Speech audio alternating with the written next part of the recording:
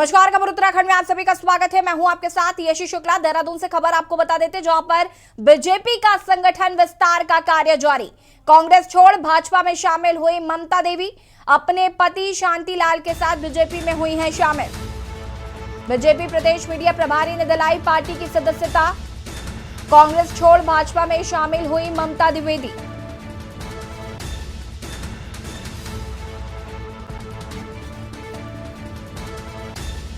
आपको बता दें कि ममता देवी शामिल हुई बीजेपी में।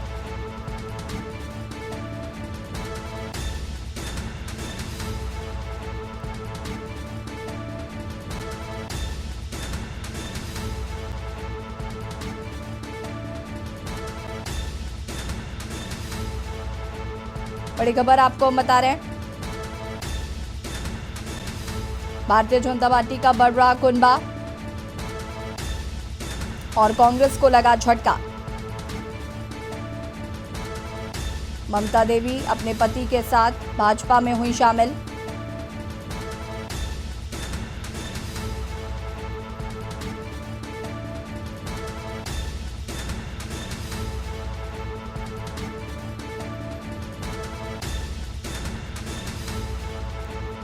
बड़ी खबर आपको हम बता रहे हैं,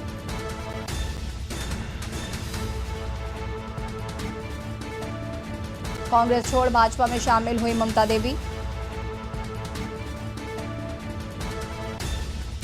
भारतीय जनता पार्टी का लगातार बढ़ रहा कुनबा।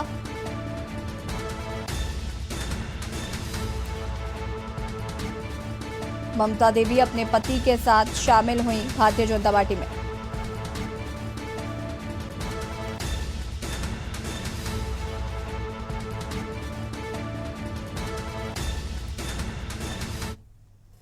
और उत्तराखंड का रुख करेंगे, उससे पहले आपको यूपी के महोबा से बड़ी खबर बता देते हैं। यूपी के महोबा से बड़ी खबर, महोबा पहुंचेगा अतीक का काफिला। महोबा से बड़ी खबर आपको बता रहे हैं, महोबा पहुंचेगा अतीक का काफिला।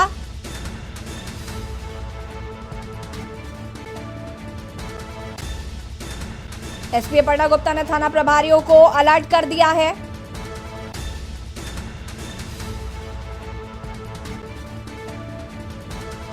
महोबा पहुंचेगा अतीक का काफिला। कुछ ही देर में महोबा जिले में होगी अतीक के काफिले की एंट्री। एसपी अपर्णा गुप्ता ने थाना प्रभारियों को अलर्ट कर दिया है।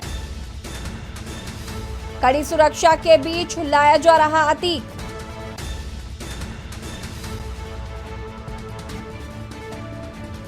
महोबा पहुंचेगा अतीक का काफिला।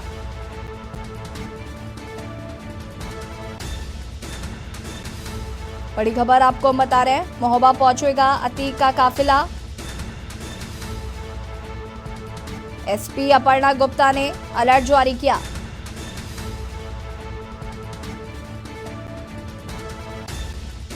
कड़ी सुरक्षा के बीच महोबा पहुंच रहा अतीक का काफिला। बड़ा अपडेट आपको हम बता रहे हैं,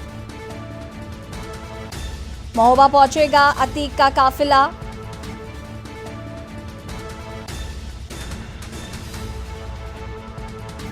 और इसी खबर पर ज्यादा जानकारी के लिए संवाददाता अनुराग पचौरी हमारे साथ जुड़ चुके हैं। अनुराग, क्या कुछ जानकारी है, अब से कितनी देर में महोबा पहुंचने वाला है काफिला?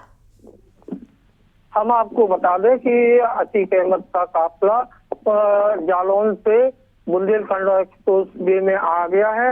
इसके बाद हमीरपुर में भी पहुंच गया है।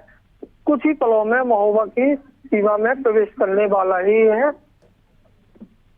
सुरक्षा के लिहाज से किस तरीके से तैयारियां की गई है? सुरक्षा के लिए पुलिस का पर्याप्त प्रबंध है। कई जगह पुलिस ने खड़े होकर वाहन की चेकिंग वगैरह भी कर रही है। और बुंदेलखंड एक्सप्रेस वैसे देखा जाए, ट्रैफिक के तौर पर देखा जाए तो बहुत कम ट्रैफिक है। यहाँ से ले जाने के लिए इसी वजह से अतीक अहमद को चूज किया है बुंदेलखंड एक्सप्रेस। क्या किसी तरीके का रूट डाइवर्जन किया गया है आम जनता के लिए? नहीं, ऐसा कोई रोड डाइवर्जन का प्रोग्राम नहीं है। सीधा ये बुंदेलखंड एक्सप्रेस से सीधे बांदा होते हुए चित्रकूट से प्रयागराज के लिए प्रस्थान किया जाएगा। ठीक है, बहुत बहुत शुक्रिया आपका तमाम जानकारी देने के लिए। और बता दें आपको कि अब से थोड़ी देर में महोबा पहुंचने वाला है ये काफिला और यहां से रवाना होगा और बांदा होते हुए आपको बता दें कि प्रयागराज के लिए रवाना हो जाएगा अतीक का काफिला। और कड़ी सुरक्षा के बीच आपको बता दें कि लाया जा रहा है अतीक को और लगातार निगरानी भी रखी जा रही है। हर 3-3 घंटे में ड्राइवर बदले जा रहे हैं, 6-6 घंटे में ड्राइवर बदले जा रहे हैं। 3-3 ड्राइवर पहले से ही गाड़ियों में मौजूद हैं।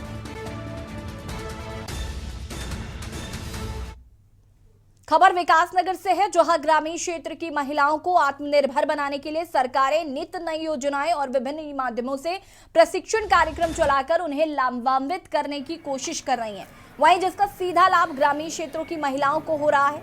और इसी क्रम में पचवा दून क्षेत्र के विकास नगर लंबे समय से संचालित दून हथकरघा औद्योगिक सहकारिता द्वारा समय समय पर महिला उत्थान को लेकर जगह जगह समूहों के माध्यम से प्रशिक्षण शिविर लगाकर सरकारी योजनाओं से जोड़ रही है।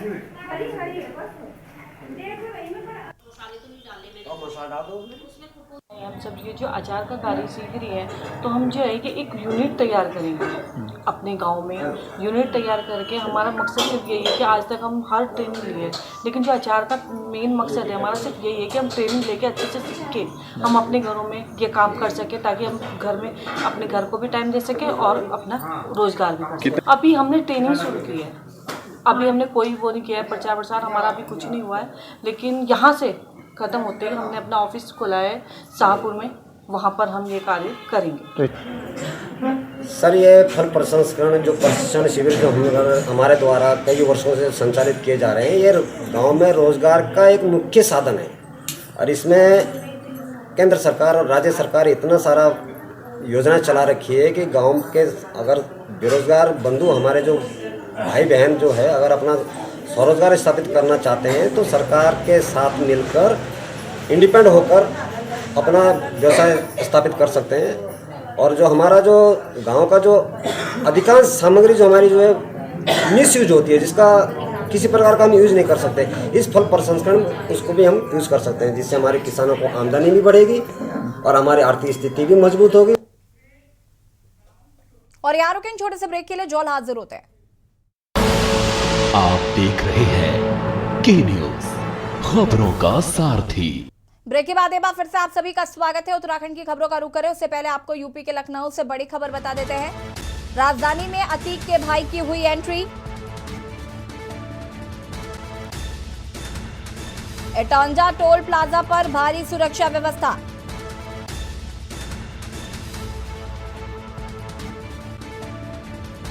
अशरफ को कल आपको बता दें कि प्रयागराज के एमपी एमएलए कोर्ट में पेश किया जाएगा। राजधानी में अतीक के भाई अशरफ की हुई एंट्री।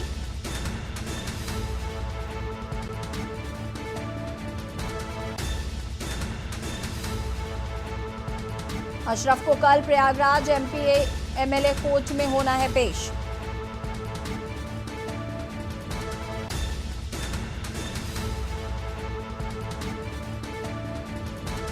बड़ी खबर आपको हम बता रहे हैं।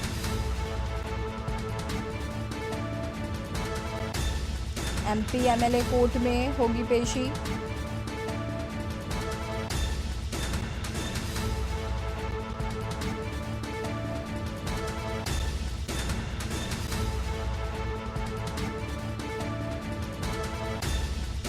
आपको बता दें कि राजधानी में एंट्री हो चुकी है अशरफ की।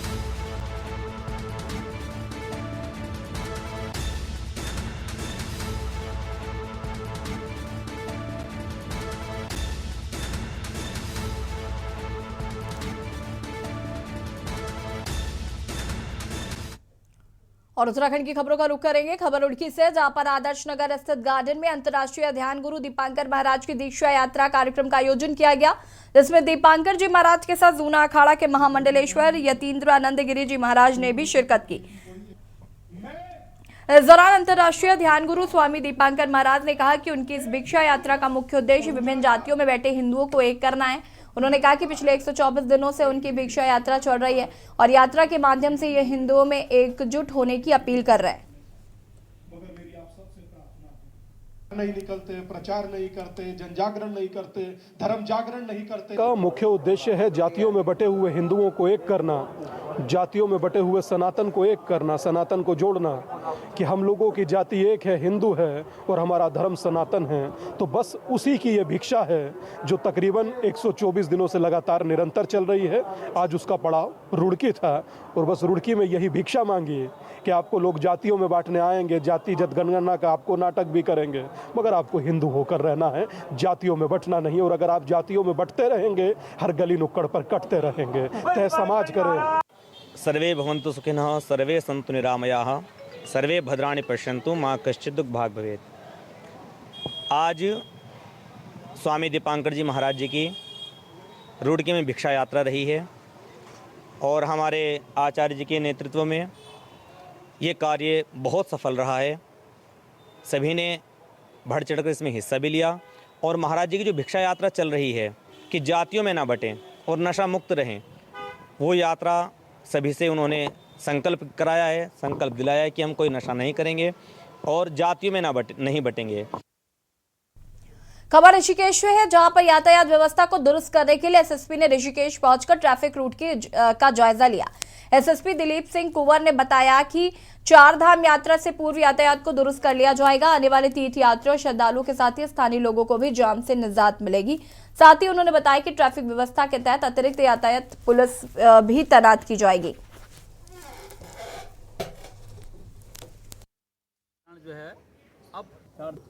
देखो, ट्रैफिक के लेकर के हम पुलिस बहुत सेंसिटिव है। पूर्व वर्षों के कंपैरिजन में इस बार ट्रैफिक व्यवस्था बहुत बेहतर होगी। यहाँ पर टीआई होगा, एक टीएसआई होगा, हमारी हेड कांस्टेबल भी रहेगा, पर्याप्त संख्या में हमारे ट्रैफिक कार्यदे भी रहेंगे। कुछ फोर्स की कमी ऋषिकेश में है, उसको भी हम कहीं ना कहीं इस तरह से मैं कंपनसेट करूँगा।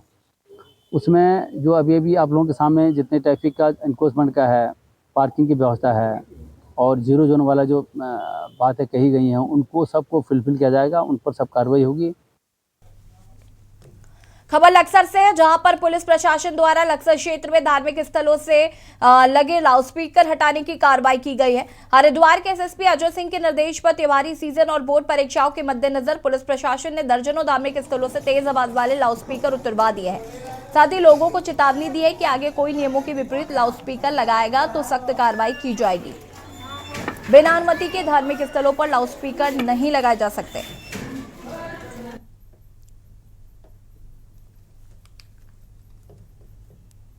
देखिए, जैसे कि माननीय उच्च न्यायालय का पहले से भी आदेश है कि जो लाउड स्पीकर है वो नहीं लगाए जाएंगे बिना अनुमति के, और अगर कोई परमिशन लेके लगाता है तो वो जो हमारे पॉल्यूशन कंट्रोल के नियमावली है उसके अंतर्गत ही लगाया जाएगा। तो उसी क्रम में जो है ये कई मंदिर, मस्जिद, गुरुद्वारों के आसपास जो है ये लाउड स्पीकर लगे थे, इन्हें उतारने की कार्रवाई पुनः की जा रही है और सख्त निर्देश भी दिए गए हैं कि इसके अग्रिम भी ऐसी ही कार्रवाई करी जाएगी और कोई और ऐसे इसका उल्लंघन करता है तो उसके चालान की कार्रवाई भी होगी। मसूरी से है, जहां पर नगर पालिका परिषद ने जवाहर एक्वेरियम के निकट कूड़ा घर को हटाकर वहां पर 3 दुकानें बना दी, जबकि पूर्व में एमडीडीए के बीसी ने इस स्थान को महिला शौचालय बनाने के निर्देश दिए थे। उसके बाद नगर पालिका और एमडीडीए की बैठक हुई, जिसमें इन तीनों दुकानों के स्थान पर महिला शौचालय बनाने के लिए निर्देशित किया गया, लेकिन नगर पालिका ने एनओसी नहीं दी और वहां पर 3 दुकानें बनाकर आवंटित कर दी।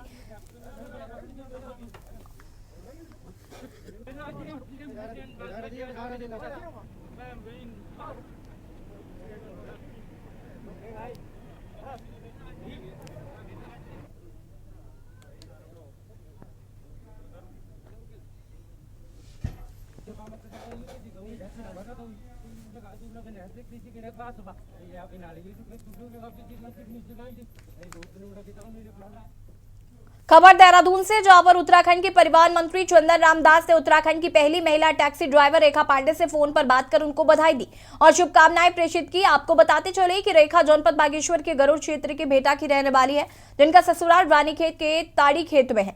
रेखा लोनी पांडे टैक्सी ड्राइवर का काम पिछले 2 महीने से कर रही है और ये रानीखेत से अजवानी डेली सर्विस टैक्सी चलाती काम कर रही हैं। आपने समाज को एक बहुत बड़ी मजबूती दी है। आपका परिवार भी समृद्ध होगा और लोग भी इससे कुछ सीखेंगे। जय देवभूमि, जय उत्तराखंड। आप सभी को मेरा नमस्कार। मैं रेखा पांडे फ्रॉम रानीखेत। मैं सभी महिला शक्ति को ये संदेश देना चाहती हूँ कि आप सभी अपने अपने स्तर पे कुछ भी नया करने के लिए झिझकने की ज़रूरत नहीं है। जैसा कि मैंने इस टाइम पे अपने आर्थिक मजबूती के लिए भी ये कदम उठाया, और महिलाओं से भी निवेदन है कि आप पुरुषों के कंधे से कंधा मिला के चल सकती हैं। आप अपने आप में खुद ही एक शक्ति है, दुर्गा माँ का स्वरूप है, इसलिए आगे आइए और पुरुषों के कंधे से कंधा मिला के चलिए। खबर पौड़ी से, जहां पर भाजपा कार्यकर्ताओं ने प्रधानमंत्री नरेंद्र मोदी द्वारा मन की बात के कार्यक्रम में 99 एपिसोड के संबोधन का सीधा प्रसारण सुना और देखा। नरेंद्र मोदी देश के विकास को लेकर एक प्रेरणा स्रोत हैं। बताया कि प्रधानमंत्री द्वारा ऑर्गन डोनेशन से अन्य जरूरतमंद लोगों को जीवन मिलने की संभावना पर चर्चा की गई। बताया गया कि हर बार प्रधानमंत्री नरेंद्र मोदी के मन की बात कार्यक्रम को देखने से नई चीज सीखने और समझने को मिलती है।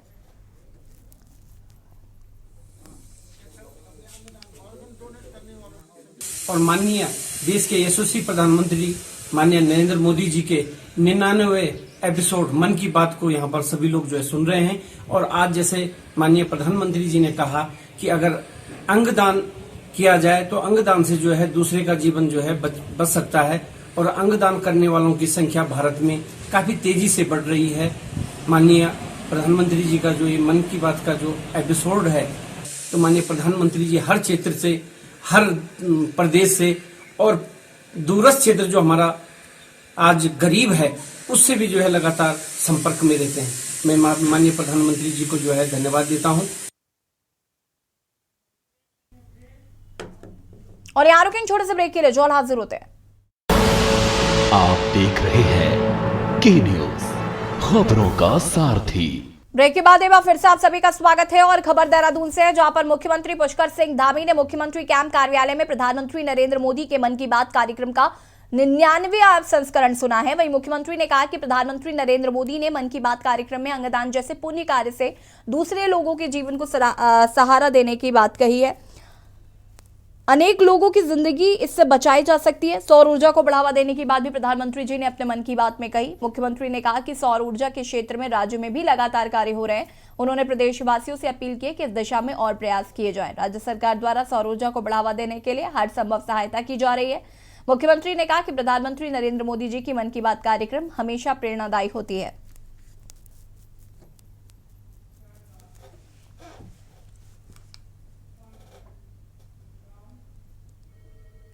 खबर देहरादून से, जहां नवरात्रि के मौके पर देवी की अलग अलग स्वरूपों में पूजा मंदिरों में चल रही है, तो वहीं दूर दूर से भक्त माता के मंदिरों में पूजा पाठ करने के लिए आ रहे हैं।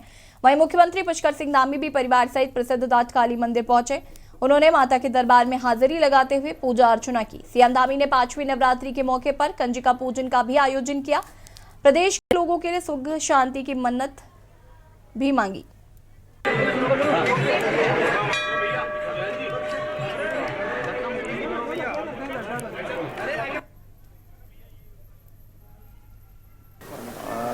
आजकल पवित्र नवरात्र का समय चल रहा है और जाट कालिका देवी हमारी आराध्य देवी हैं और हम सब पर उनकी कृपा रहे। पूरे प्रदेश पर सभी लोग जो है अपना सुख समृद्धि से रहे, प्रदेश हमारा आगे बढ़े, विकास की तरफ बढ़े और सारे कार्य हमारे बिना विघ्न बाधा के संपन्न मैंने माँ से प्रार्थना की है। और इस बार का पर्व वैसे भी हम लोगों ने मातृशक्ति को समर्पित किया है। उत्तराखंड सरकार की तरफ से भी प्रत्येक जगह पर जो है हर जिले में इस प्रकार के हवन पूजन के कार्यक्रम चल रहे हैं, तो आज मैं भी यहाँ पर आकर माँ का आशीर्वाद लिया है। खबर हल्द्वानी से, जहां कांग्रेस कार्यकर्ताओं ने राहुल गांधी की सदस्यता रद्द होने से आक्रोशित होकर मोदी सरकार की बुद्धि शुद्धि के लिए सत्याग्रह किया। इस दौरान नेता प्रतिपक्ष यशपाल आर्य और हल्द्वानी विधायक सुमित्र देश सहित सैकड़ों कार्यकर्ता मौजूद रहे।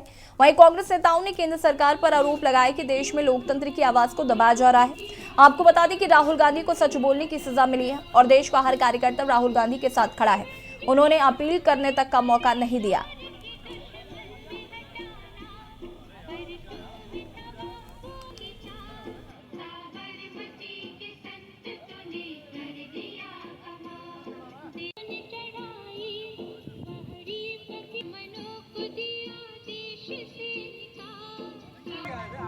देखिए, देश में जिस तरह से लोकतंत्र की हत्या करने का काम किया जा रहा है, देश में अंग्रेजी हुकूमत से भी पराकाष्ठा से ऊपर उठकर भारतीय जनता पार्टी की सरकार न्यायपालिका, कार्यपालिका तीनों को कान दाएं बाएं से घुमा करके उनको पकड़कर उनको दबाने का काम कर रही है।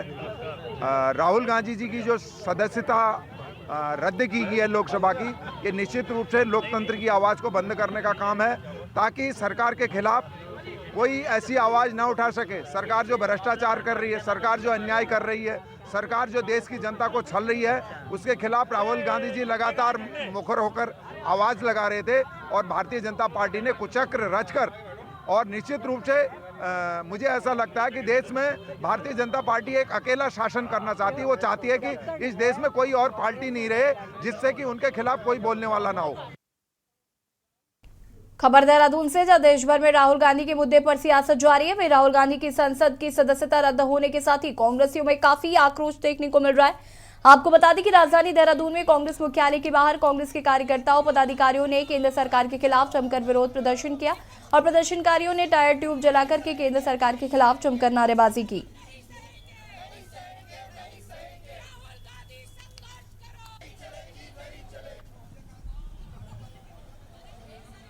देश भर में सियासत गरमारा की और अब ये आलम यह है कि हालात जो है वो खराब होते हुए नजर आ रहे हैं। बिल्कुल, युवा कांग्रेस के प्रदेश अध्यक्ष हैं सुमित्र बुल्लर, क्या नाराजगी है, क्यों हिटलर से आप?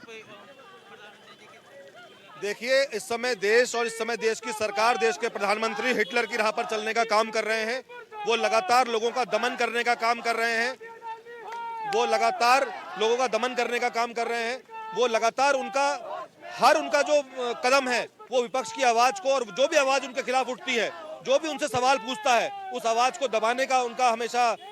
तो ये इसलिए सदन नहीं चलने देना चाहते क्योंकि चर्चा से बचते हैं। ये चाहते हैं कि इनके खिलाफ की कोई आवाज जो है वो उनके खिलाफ ना उठे। ये तो कोर्ट ने डिसीजन दिया है, उसके बाद फिर वो मजबूरन सरकार को उनकी संसद की जो सदस्यता है वो रद्द करनी पड़ी। इसमें मोदी जी का कहाँ इन्वॉल्वमेंट है? बिल्कुल, ये हम न्यायालय का बहुत सम्मान करते हैं, लेकिन हम और न्यायालय के निर्णय को हम उच्च कोर्ट में चैलेंज भी करेंगे।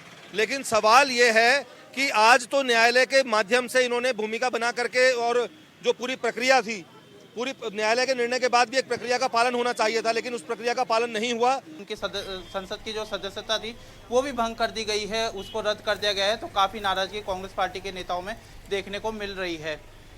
अपने सहयोगी लईक अहमद के साथ मैं अंकित काला, के न्यूज़ इंडिया, देहरादून। बुलेटिन में इतना ही, देखते रहिए के न्यूज़ इंडिया। नमस्कार। आप देख रहे हैं के न्यूज़, खबरों का सारथी।